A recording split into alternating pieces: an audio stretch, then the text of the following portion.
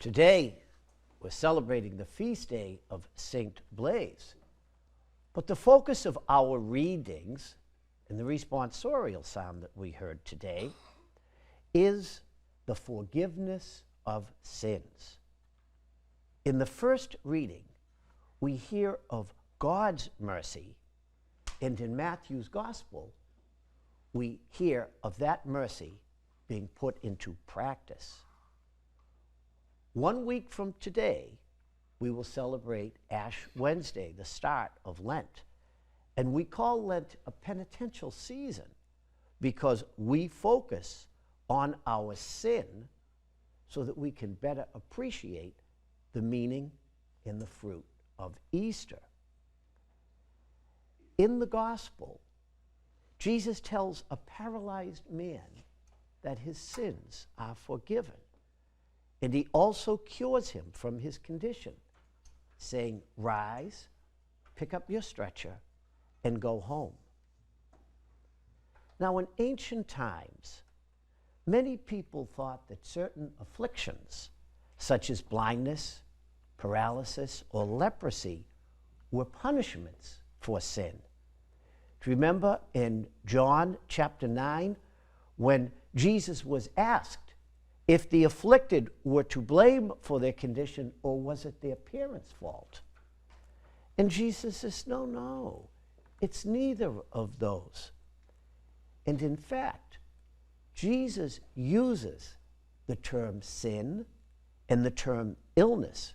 Jesus uses the term sickness and the term illness to describe sin.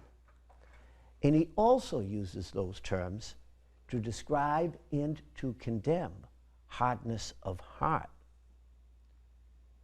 The first reading comes from the book of the prophet Isaiah, and it begins, "Seek the Lord while he may be found. Call him while he is near." Now, we know that to seek someone generally means to look for them, right? To search for them. So if we ask ourselves, well, where do we search for the Lord? The correct answer, of course, is everywhere, right? But the easiest places would be in the safest places, in the company of good people, in houses of worship, in the company of people who do good works, right? Well, throughout the ages, heroic men and women, many of them we revere as saints, brought God to people and to places that were desperately in need of his presence. And the message that they sought to convey, the good news that they wanted to share with other people, is what we're commemorating today, the forgiveness of sins. They wanted people to know, these brave missionaries, that God is merciful. In fact, God is more merciful than any human being can be. He's even more merciful than any of us human beings can imagine. That is why Isaiah tells us in today's first reading that God's ways are not our ways. We're human, and we can be slow to forgive. We can hold on to grudges. We can insist on punishment, especially if it's someone else being punished, right? But he said, "My thoughts are not your thoughts, nor are your ways my ways, says the Lord. As high as the heavens are above the earth, so high are my ways above your ways." Our human condition, our limitation, can result in a hardness of heart that is just as corrosive as sin. And this is what Jesus encounters in the gospel story. In addition to Jesus and the man who was lying on the stretcher, there are two groups of people in today's gospel reading. One is the group of friends of the paralyzed man, right? They have brought him to Jesus on a stretcher. Wouldn't all of us like to have friends like that who would do that for us? And then there's another group, and they're the scribes. And what are we told about them? They question Jesus. Who is this man to be able to forgive sins? They're questioning Jesus' authority.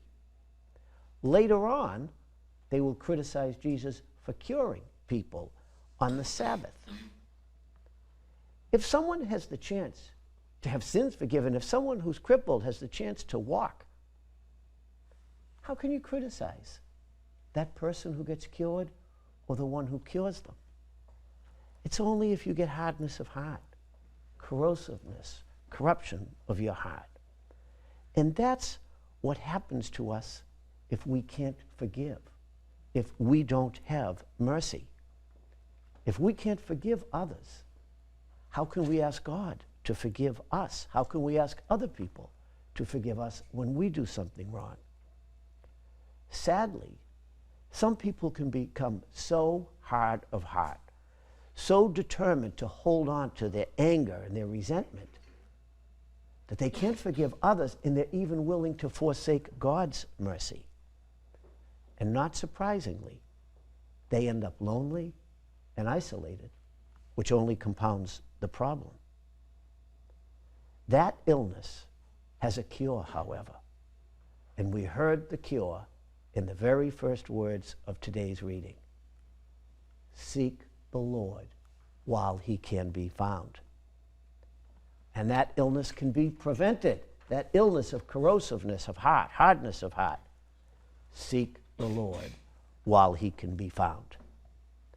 And when we accept that God's ways are not our ways, but that we can see how much better they are and how much more merciful they are, then we will say, thank God.